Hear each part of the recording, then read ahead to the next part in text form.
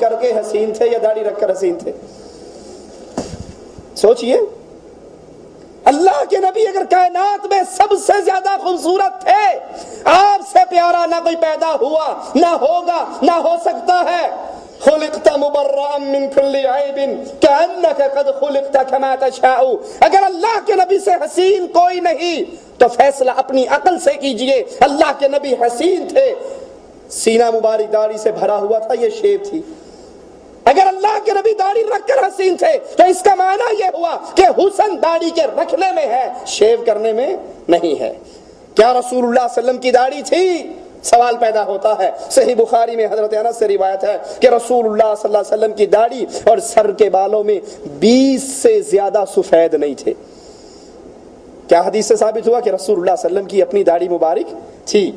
عمار بن یاسر ام سلمہ فرماتی ہیں کہ جب رسول اللہ صلی اللہ علیہ وسلم وضو کرتے تو داڑھی کا خلال کرتے، ایک چلو پانی لے کر داڑھی کا خلال کرتے۔ اس حدیث سے بھی ثابت ہوا کہ رسول اللہ صلی اللہ علیہ وسلم کی داڑھی تھی۔ ترمذی میں حضرت انس سے روایت ہے، فرماتے ہیں رسول اللہ صلی اللہ علیہ وسلم اپنے سر پر تیل لگاتے اور داڑھی میں کنگھی کیا کرتے تھے۔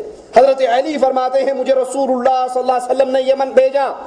سننا ذرا حدیث کو، غور کرنا، خاص طور پہ وہ پیارے بھائی جو اپنا چہرہ محمدی بناتے ہوئے بڑا کتراتے ہیں اور یہود و نصارہ جیسا منہ بنا کر بڑا خوش ہوتے ہیں جب کہیں فنکشن پہ جانا، میٹنگ پہ جانا ہو، شیو کر کے شیشہ سامنے رکھ کے کہتے ہیں ہاں سواد آیا نا، ہون گل بنی، کریم شریم لگا کے بالکل سیٹ سٹ کر کے نا پھر شیشہ دیکھتے ہیں کیونکہ تو بال رہ تو نہیں گیا، اور پھر کہتے ہیں کام ہو گیا، اب ٹھیک ہوا۔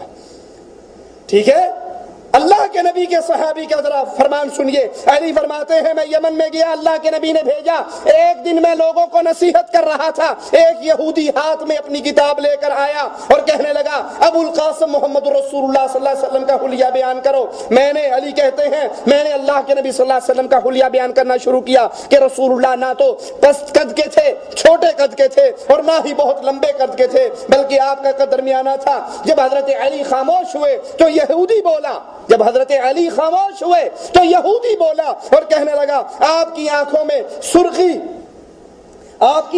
سرخی تھی اور داڑھی خوب رو تھی، کان متناسب تھے، اتنا پیارا آپ کا چہرہ تھا، اتنا پیارا آپ کا وجود تھا۔ حضرت علی یہودی کی بات سن کر کہتے ہیں اللہ کی قسم اگر تو محمد کریم صلی اللہ علیہ وسلم کو اپنی آنکھوں سے دیکھ بھی لے تو اس سے بہتر تو ان کا حلیہ بیان نہیں کر سکتا۔ یہودی مان رہا ہے، اپنی کتاب سے پڑھ کر بتا رہا ہے کہ رسول اللہ صلی اللہ علیہ وسلم کا چہرہ آپ کی داڑھی سے بھرا ہوا تھا۔ جابر بن سمرہ فرماتے ہیں رسول اللہ صلی اللہ علیہ وسلم کی داڑھی مبارک کے بال بہت زیادہ تھے۔ حضرت علی فرماتے ہیں رسول اللہ صلی اللہ علیہ وسلم کی بہت بڑی داڑھی تھی۔ صحیح الجامع میں یہ روایت ہے۔ حسن بن علی رضی اللہ عنہما فرماتے ہیں رسول اللہ صلی اللہ علیہ وسلم کی داڑھی بہت گھنی تھی۔ ترمذی میں یہ روایت ہے۔ علی فرماتے ہیں نبی کریم صلی اللہ علیہ وسلم کی داڑھی مبارک بڑی بھاری تھی۔ مسند احمد میں یہ روایت ہے۔ ماننے والے کیوں نہیں تھے؟ ایک حدیث کافی ہے نا، لیکن آئیے میں آپ کو اللہ کے نبی صلی اللہ علیہ وسلم کی احادیث سناؤں۔ اب ان احادیث سے ثابت کیا ہوا کہ رسول اللہ صلی اللہ علیہ وسلم داڑھی والے تھے اور داڑھی کو شیو نہیں کرتے تھے۔ آپ کی داڑھی آپ کے چہرہ مبارک کو پر سجی ہوئی آپ کے سینہ مبارک کو ڈھانپتی تھی۔ یہ تو اللہ کے نبی کی کا فعل، یہ آپ کا عمل۔ اب آئیے اللہ کے نبی کا حکم سنیں۔ صحیح بخاری میں ہے، عبداللہ ابن عمر رضی اللہ عنہما بیان فرماتے ہیں نبی کریم صلی اللہ علیہ وسلم نے فرمایا خالف المشرکین ووفر اللحى واحف الشوارب۔ اللہ کے نبی کا حکم یاد کر لیجئے، اہل ایمان جب اللہ کے نبی علیہ الصلوۃ والسلام کا حکم سنتے تھے ان کی گردنیں جھک جایا کرتی تھی، اور جب تک انسان کا ایمان یہ رہے کہ اللہ کے نبی کا حکم آنا اور میں نے اس پر عمل کرنا، اس کی تعمیل کرنی، تو پھر یہ اہل ایمان اللہ کے ہاں بڑے عظیم مقام کو پہنچتے تھے۔ عبداللہ ابن عمر فرماتے ہیں ایک مرتبہ حکمن نہیں مشورتاً رسول اللہ صلی اللہ علیہ وسلم نے کہا کہ کیا ہی بہتر ہوتا ہم مسجد نبوی کا یہ دروازہ اگر عورتوں کے لیے خاص کر دیتے۔ ابن عمر فرماتے ہیں اللہ کی قسم مرتے دم تک میں اس دروازے سے دوبارہ کبھی داخل نہیں ہوا۔ حکم نہیں تھا، مشورہ تھا۔ اللہ کے نبی علیہ الصلوۃ والسلام نے ایک صحابی کی انگلی میں سونے کی انگوٹھی دیکھی، آپ کے چہرے پر ناگواری کے آثار آئے، اس نے اتار کر پھینک دی۔ پیارے حبیب کا غصہ ٹھنڈا ہوا، बाकी सहाबा ने मशवरा दिया उस सहाबी को कि ये सोने की अंगूठी उठा लो, तुम्हारी बीवी, माँ, बच्ची, औरतों के लिए तो हलाल है। कहा अल्लाह की कसम मैं उस चीज को कभी अपने घर में नहीं लेकर जाऊंगा जिस चीज की वजह से मोहम्मद करीम नाराज हुए। ये सहाबा का ईमान था, ये सहाबा का अमल था, ये उनकी जिंदगी थी, ये उनका उसवा हसना था कि वो अल्लाह के नबी सल्लल्लाहु अलैहि वसल्लम के माथे पर नागवारी के आसार को देखकर अपने अमल को छोड़ दिया करते थे। और जहां हुक्म आ जाए, आइए मैं आपको हुक्म सुनाता हूं, सही बुखारी में है, अल्लाह के नबी ने फरमाया मुशरिकीन की मुखालिफत करो, अपनी दाढ़ियों को माफ करो, अपनी मूंछों को पस्त करो। मुशरिकीन दाढ़ियों को काटते हैं, मूंछें बड़ी बड़ी रखते हैं। प्यारे हबीब अलैहिस्सलातु वस्सलाम फरमाते हैं तुम उनकी मुखालफत करो, तुम मूंछों को छोटा करो, मूंछों को काटो और अपनी दाढ़ियों को माफ कर दो। सही बुखारी में है, इब्ने उमर रज़ियल्लाहु अन्हुमा फरमाते हैं मूंछों को अच्छी तरह काटो और दाढ़ियों को माफ करो। माफ करने से मुराद क्या है? एक मुश्त के बाद काट दो, यहां से गाल छील लो, नीचे से हड्डी तक बिल्कुल साफ कर लो, खत बना लो। मौलवी साहब मैंने दाढ़ी रख ली है इसलिए मैं यहां से भी साफ करता हूं, नीचे भी साफ करता हूं, खत बनाता हूं। ये खत कहां से आ गया? ये गालों को छीलना किस हदीस से साबित हो गया? मैं मिसाल देता हूं आपसे, आप गलती कर लें किसी भाई के साथ और फिर उससे जाकर माफी मांगे कि भाई साहब गलती होगी माफ कर दो, वो आपके मुंह पे जोर से थप्पड़ मार करके जा तेनू माफ किया, तो क्या माफी कबूल कर लोगे? कहोगे चंडते मार ली, माफी नहीं हुई। माफ करना होता तो मुझे उंगली ना लगाता, कहता जा माफ किया।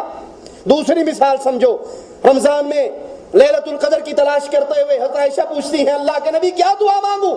आपने फरमाया अगर तू इस रात को पाए तो दुआ मांग अल्लाहुम्मा इन्नका अफ़ुव्वुन तुहिब्बुल अफ़्व फ़अफ़ु अन्ना, और एक रिवायत में फ़अफ़ु अन्नी के लफ्ज है, ए अल्लाह तू माफ करने वाला है, माफी को पसंद करता है, ए अल्लाह तू मुझे माफ कर दे। आप भी ये दुआ करते हो, मैं भी ये दुआ करता हूं। तो क्या ख्याल है जब हम ये सवाल करते हैं अल्लाह तू हमें माफ कर दे, तो हमारे दिल में क्या इरादा होता है?